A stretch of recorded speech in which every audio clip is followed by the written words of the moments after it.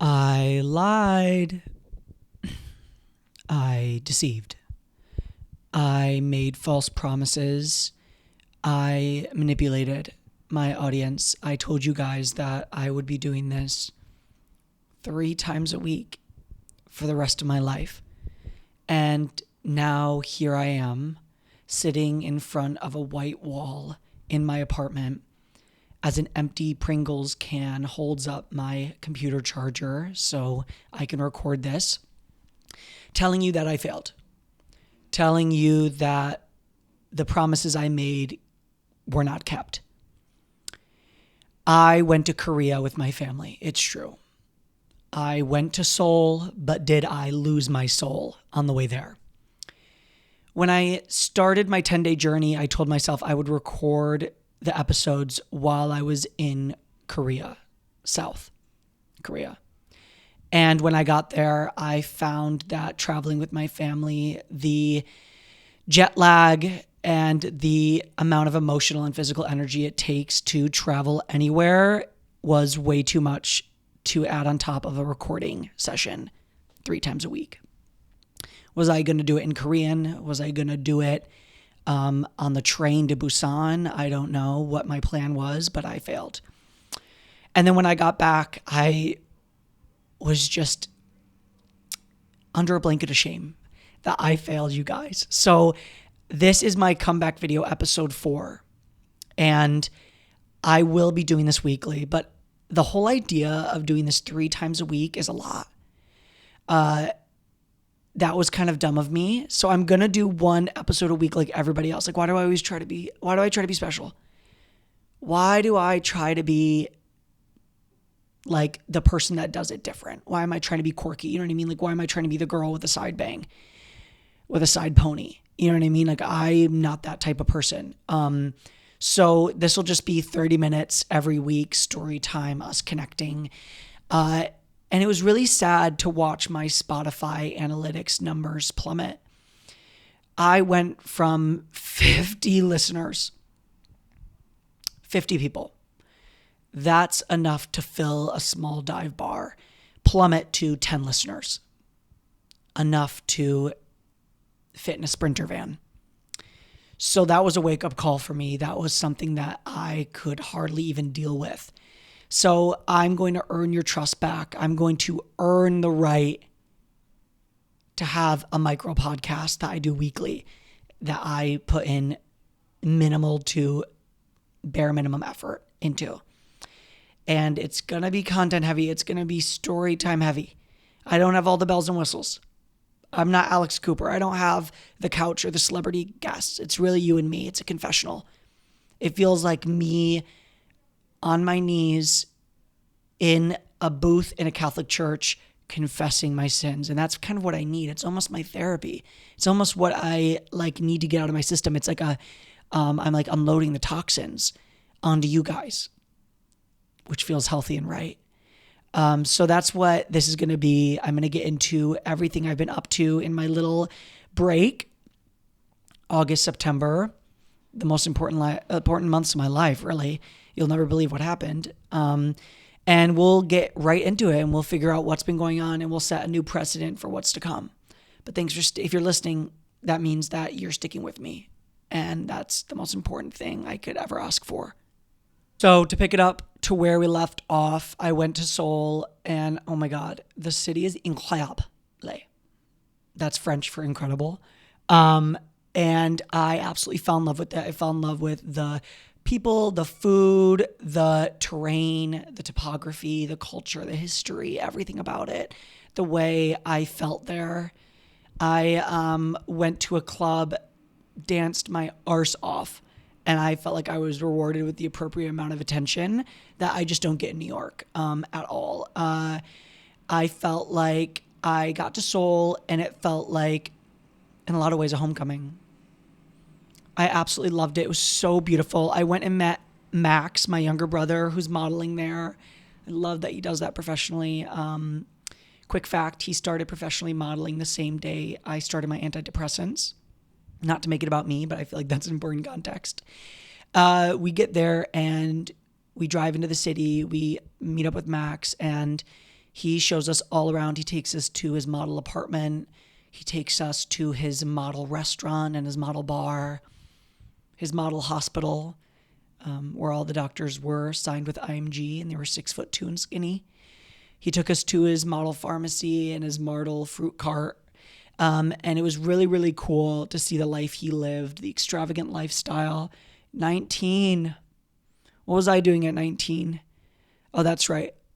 I was doing a road cleanup in rural Michigan, wearing a reflective vest with acne scars. But it was really cool to see how his life has just blossomed under my guiding hand. And it was really, really fun. And then after Seoul, we went to Busan, the port city in the south. We took a train. Don't get me started on the Korean infrastructure and the lack of trains here in the United States. I could go on about it forever. I could start a whole separate podcast about Korean trains. Anyway, so we get to Busan and it is absolutely insane. It's like if Miami was Tron Legacy, and nobody wanted to get sunburned. It was so beautiful. The beaches were incredible. We just hung out in the water. We went out again. It was so fun. We danced. We ate a lot of seafood. And Busan was also, everybody knows that once you go on a family trip, the first 3 days, everyone's on their best behavior. Busan is where we decided to fight, which I think is really beautiful. I think it's really beautiful when a group of people all sync when they want to have an emotional breakdown. This is the precursor for every family fight in an international trip. We decided to have American food. Do you know what I mean? Like everyone's at their wits' end. They were like nobody can decide on a restaurant. Nobody wants to walk anymore. Nobody wants to look up a place to go. So you see something on the side, you see pizza and you go, let's just do this. People are pissed. They're frowning. They go, we're going to do a pizza and a Coke. Because I just can't, my mind isn't allowing me to think further.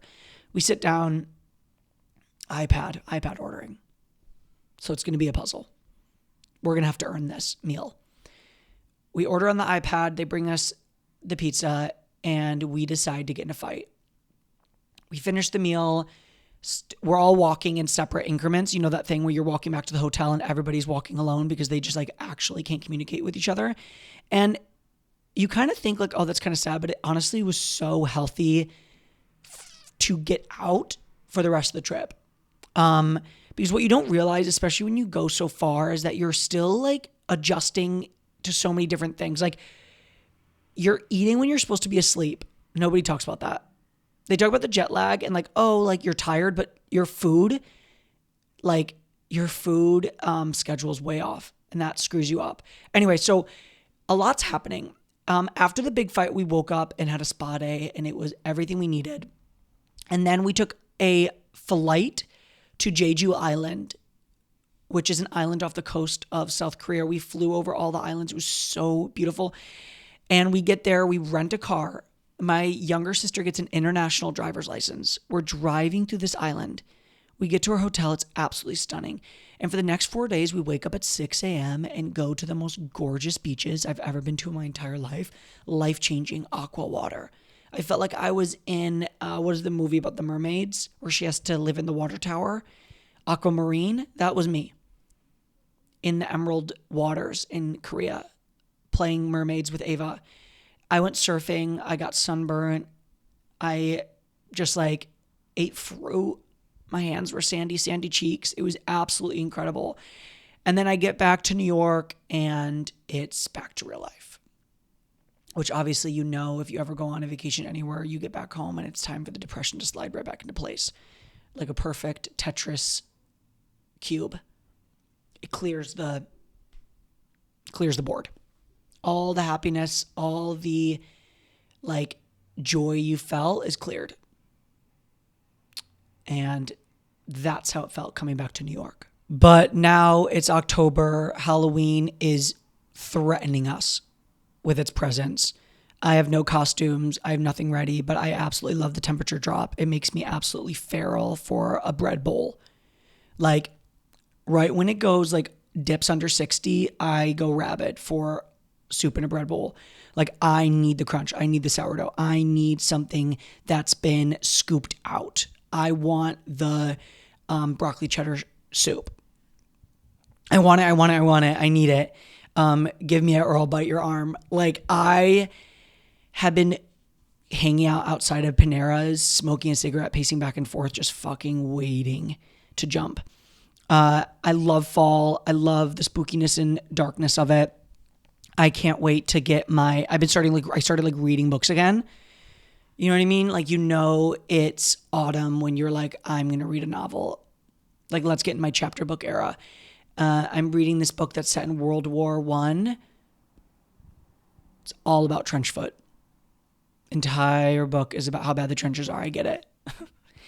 They're like, oh, we got to go back to the trenches. And it's like every page, the smell is so horrid. I'm like, okay, I get it. Like, I already know how the war ends. So, like, for me, the character's issues are, I'm like, well, just wait it out. They're like, today the poison gas blew back at us because the wind was headed back towards our trench. I was like, lick your finger and see where the wind is blowing. That's step number one. And I know it's 1917, but that's like basic meteorology. Let's see where the wind is going before we put poison fumes up in the air. But it's good. I'm charging through. A lot of horses are dying. A lot of horses are dying on the battlefield. And also, just like no man's land, if you're running out into no man's land, you're going to get a leg blown off. That's what I've learned. Every single time the main character's gone into no man's land, they've seen, like, every time he comes back to the trench from no man's land, he's got brain on his helmet. I'm like, maybe just don't go. It makes me kind of think about my own issues with authority and how I probably would say no to a lot. Like, they'd be like, you have to sit out in the trenches at night with all the water. I'd say no. You know what I mean? I'm maybe more of like a creative. Like, I try to do like more of a creative approach to my contributions to the war. Like, maybe I'd write like poetry about like what's going on, or like maybe I would like be the person that goes back and forth and tells people like what's been going on in the trench, like what's the vibe, who's like the funniest in the camp, who died, who's kind of like making an impression on me comedically. That's kind of like more my role, but it's been a good book. It's been really rewarding because I got it from the library. So in 2025, getting anything from the library feels extra special because it's like you're partaking in the community. You're being a member of society. You are trustworthy. You are borrowing. Your credit score should go up if you check something out from the library and then give it back. Like, libraries are the backbone of our society. You can rent a DVD from a library. I don't even have a DVD player, but I might just like check out a piece of physical media and be trusted with it and return it because it makes me feel like I am just like a star citizen. And that's what the whole fall vibe's about. It's about trench coat, dark, library, academia. Like, you know what I mean? I don't even smoke, but I keep saying I smoke cigarettes. Like, I'm not actually. It's symbolic. It's a energy I'm putting out there. It's standing on a street corner. You know what I mean? It's picking up an oral fixation. It's picking up a habit. You know what I mean? It's a vibe. It's candles. It's the smell of pine. I'm so excited for that. Really need that because summer, although I love summer, it just like gets too much. It's like, God, you're so heavy. It's like a burden every time. It's like, we get it. The pressure to have fun, the need, it's so try hard. Summer's so try hard. Fall's so cool. Fall doesn't give a fuck about you. And that's kind of what I've been on lately, and I'm excited about it. Plus, it's been a government shutdown. I feel so free. Government shutdown has been incredible for me because it's like, who's going to tell me what to do? Who's in charge? I need to do my laundry. Who says it? What are they going to do about it? You know what I mean? Like, should I pay my rent? I don't think so. We're in a free fall right now. It's anarchy. If the government's not on right now, then I don't have to pay taxes. To who? That's how I feel. I feel fucking free willy right now. And it's an amazing feeling. current eventally, a lot is going on. My good friend and idol, Jane Goodall, passed away. Love her. Love that girl. I love her just like absolute passion for bush. Crouching in bushes, being in the wilderness, loving the woods, loving watching things, sticking her nose in business that's not hers. Monkey business. So she passed away. It was very, very sad to me to hear of her passing. Also, Dolly Parton's sister false alarmed Dolly's death for no reason. Like she like came out and was like, pray for Dolly, I'm worried. And then was like, actually, like I just said that. Which is honestly the most sibling thing to do. Like I constantly worry about my siblings when they're making just basic choices they think are right. Like it worries me what they think is a good choice. But just the thought of Dolly passing away and leaving us left me with goosebumps. Like if she ever passed away, I would throw on my tightest denim and I would just slap my knee to a song with an upbeat rhythm. There's not a lot you can really do. I would egg someone named Jolene's house. I'd go on a roller coaster in Tennessee. I would maybe use hairspray. Things that I think symbolize or I would donate to charity. You know what I mean? I would bedazzle a mesh shirt for her, for Dolly. I would maybe develop a Southern twang for 24 to 48 hours. These are things how I would honor her. I hope that day never comes. But her sister's message made me like kind of like in that mindset. It was stressing me out. So Dolly's sister, let's pull it back. I don't want to hear about that. And then what else happened? Oh, Taylor Swift released Life of a Showgirl for people that are interested in that media. I don't want to talk too much about it because I don't want to like join the hate brigade. But you know when you walk into someone's house and they've got the words that stick to the refrigerator, the word magnets, and they use them to create like silly sentences that don't make sense. It could be how she wrote it to me. But it's doing so well. It broke Adele's record for the most, like the debut numbers. If you follow that, like it like sold more than 3 million copies in the first week or something, which beats Adele. Okay, new history, new records. That's fun. And then the other thing pop culturally that I want to talk about that I don't understand is everyone being mad at Bad Bunny being the Super Bowl halftime show. Do you know how many fans he has? They like ride for him. Like they ride at dawn in an army for him. So I don't know why everyone's mad about that. I don't really have that many like opinions on it, but like I feel like there's an ethnocentrism to the United States, which feels like any artist that isn't a American English artist is like irrelevant. Like, do you know how like Shakira is like worldwide famous? You know what I mean? Like she's like a global headliner. Like Bad Bunny is mega famous. I feel like if it's not like an American artist, we think that like no one knows about them. And that's like something that bothers me about, like, of course, like I do think the United States in a lot of ways is a capital, one of many of pop culture and Hollywood and media. But like, we just forget that there's like a million other, like there's other capitals of it. Like there's other artists and like acts that are just like mega famous that we just like forget about. We have like a blind side. But I think that other countries, because they grew up like watching Hollywood and that being one of them, they like know our famous people, but like have just like so many other acts that we just don't pay attention to, which I think is just like makes us look stupid. So I'll develop my thoughts on that, but that's where I'm standing right now is like, I think that makes sense to me. And I don't know why like Republican lawmakers are like using their time to like have a comment on that. Like, it's just like a show that's coming up. It's not that big of a deal.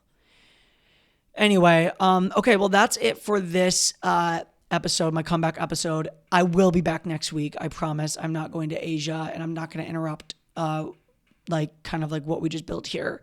So 1 episode a week. Thursdays. You can count on it. You can trust me now. I will never burn you twice. That's like my whole thing. But okay, till next time, besos, and I'll see you later.